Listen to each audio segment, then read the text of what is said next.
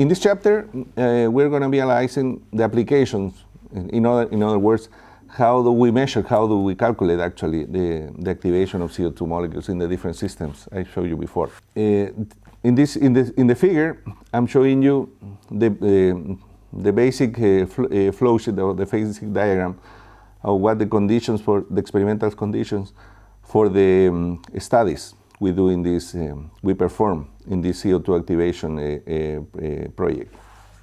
You will see we have mass flow controllers to precisely control how we feed the gases into the reactor. When I say a reactor, what I'm talking about is this a thin quartz tube when we put the material on it, and all of that is within an oven, so we can precisely control the temperature of the oven. And the gases coming through, the product gases from the reaction, we use two different systems, a gas chromatograph to calculate and quantify the concentration of the different species in the gas flow, and we confirm that in a transition way with the mass spectrometer, because the mass spectrometer allows us to have what the time evolution of the gases is on the product and the gas products. Okay, for the first case, let me show you a very beginning, a very initial study we did before, and that motivates us to understand how CO2 interacts with the solids. And when we compare two different systems, silicon oxide and inert oxide, doesn't have much interaction with CO, and zirconium oxide, the one that I'll be developing a little more.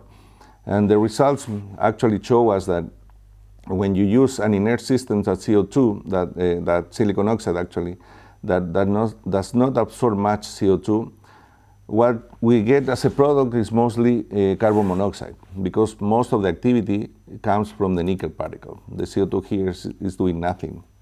Whereas when you have the zirconium oxide system and you put the nickel on it, you'll see that the main results are you have only small nanoparticles, 3 nanometers, nanoparticles to have a really nice CO2 conversion, around 60–70%, and most of it goes to methane, and that is the main objective we have.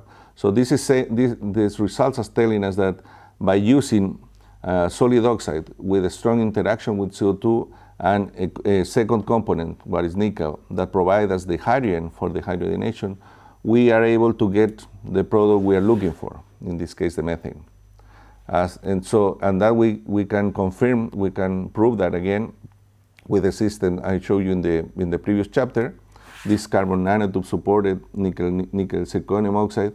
And as you see in the picture in the right, when you have the nickel nanoparticles onto the nanotube's surface, we do have a conversion.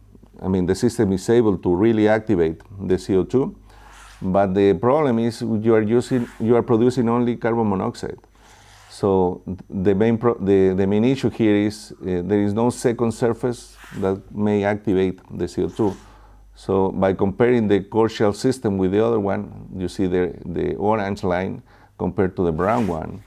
It's clear that we do need the zirconium surface because CO2 prefers to go there, and then the nickel provides the hydrogen for producing mostly the methane. You see these dots here, the open dots in orange color, showing us and confirming us that this nickel zirconium system is completely able to reduce the CO2 completely to methane, whereas in the case of the core shell system, you start producing methane, but you end up only producing CO monoxide. So that is not the case we wanted.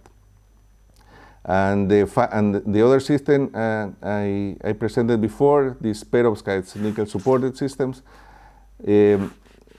here we confirm the idea, because the perovskite itself is able to absorb the CO2. The CO2 completely likes to sit on top of the perovskites, and when we put the nickel, less CO2 is absorbed, but it has another features, interesting features that end up telling us that indeed, when we have this strong interaction nickel CTO, nickel perovskites, you have the system in the left, when you have the higher conversions and the higher selectivities, namely that you are able to transform most of the CO2, and that CO2 actually goes to methane in the highest quantity. So that is the main objective that, again, confirms that having this true dual system is one of the best ways to activate and produce fuel after CO2.